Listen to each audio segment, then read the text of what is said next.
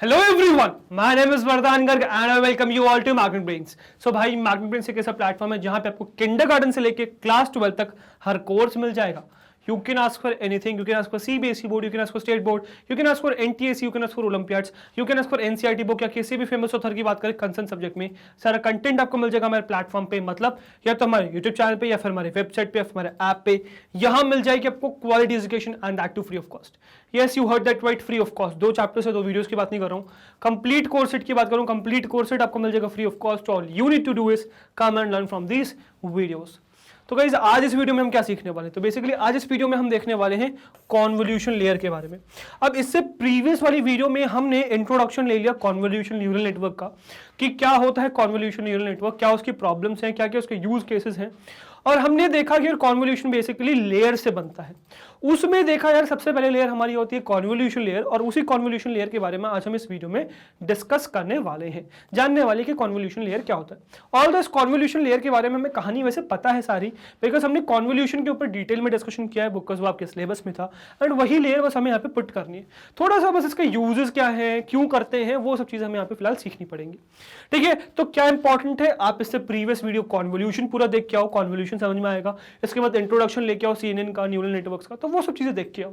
और वो वीडियोस अगर आपको मिल नहीं रहे हैं तो नीचे डिस्क्रिप्शन बॉक्स में जाइए, डिस्क्रिप्शन बॉक्स में आपको एक लिंक मिलेगी जो कि है कंप्लीट प्लेलिस्ट की of class 10th artificial intelligence. तो क्लास 10th आर्टिफिशियल इंटेलिजेंस की कंप्लीट प्लेलिस्ट की लिंक आपको नीचे मिल जाएगी डिस्क्रिप्शन बॉक्स में। क्लिक ऑन दैट, पूरी प्लेलिस्ट ओपन हो जाएगी, उसमें सारी वीडियोस अवेलेबल है ना। सर्च फॉर योर चैप्टर, जैसे कि अभी फिलहाल हमारा कंप्यूटर विजन चल रहा है तो search for that one, last chapter चल रहा है। इसके अलावा आपको इस प्लेलिस्ट में बाकी और सारे चैप्टर्स भी मिल जाने वाले हैं, तो इस प्लेलिस्ट को सेव कर लीजिए।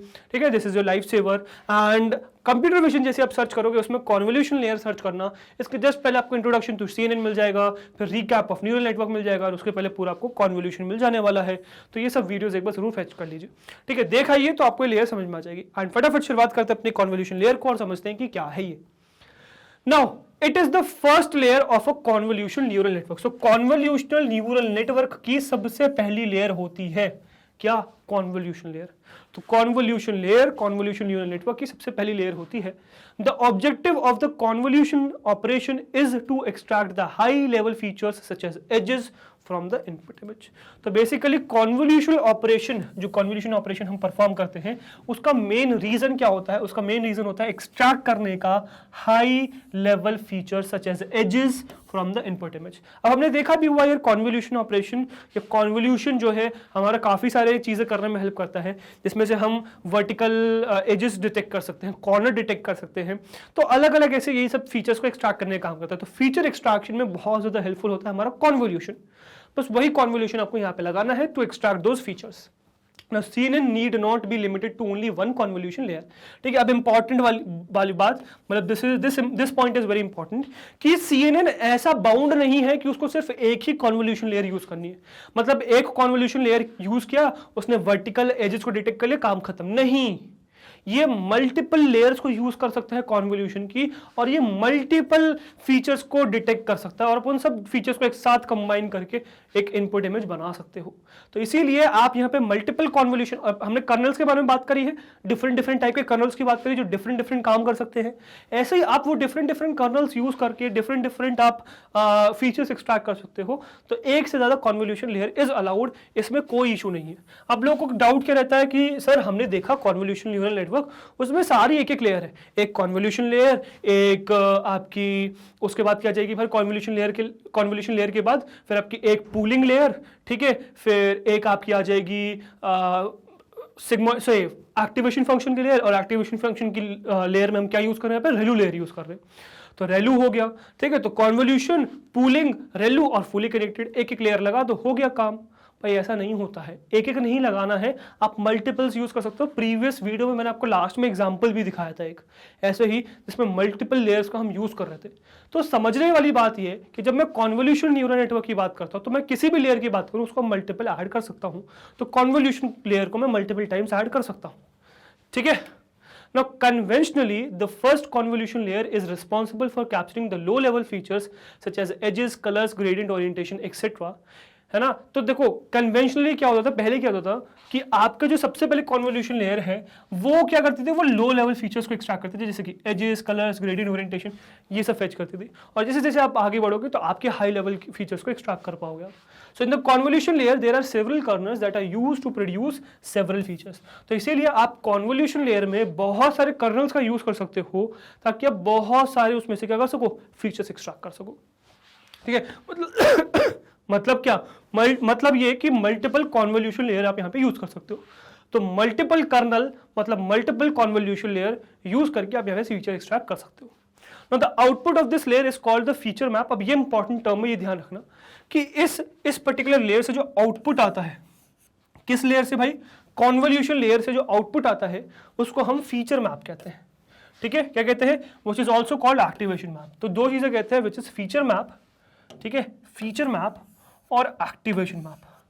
We can use these terms interchangeably, तो इंटरचेंजेबली इसको हम यूज कर सकते हैं। अब ये दो डेफिनेशंस आती हैं विच इज वेरी इंपॉर्टेंट, पूछी जाती है, इंपॉर्टेंट है पेपर पर्पज से, which is activation map and translational invariant. क्या मतलब, तो एक्टिवेशन मैप जो हमने यहीं पे देखा, it is a technique to get the discriminative image regions to identify specific class in the image.